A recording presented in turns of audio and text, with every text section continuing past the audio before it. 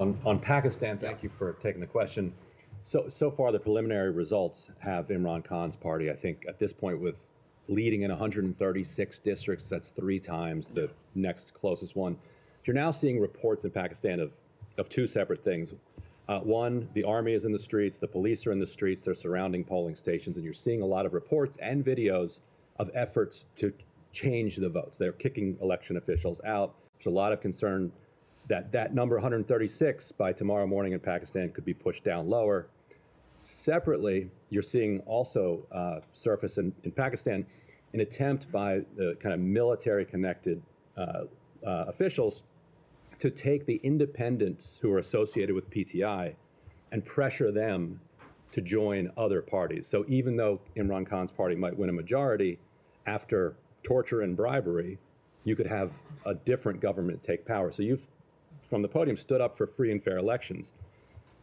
But free and fair elections are one thing, but if you torture your way to a majority after that, that doesn't quite live up to kind of the values that you were stating from there. So this seems like a pretty pivotal moment for America and Pakistan relations. Look, Ryan, the thing about preliminary results is that they are preliminary, and I am not going to get ahead of any official results, and so I'm not going to comment or speculate further on what a government could look like, what the makeup could be, or anything like that. So you would be okay what I will just reiterate again is that we condemn all instances of election-related violence, even some of the kinds that you are describing, that took place in the weeks preceding the election as well as on election day. We also believe that these kinds of actions have affected a number of political parties across Pakistan. And we're also concerned about the steps that were taken to restrict freedom of expression, specifically around internet and cell phone use. But again, I'm just not going to just real quickly, speculate on results or government makeup.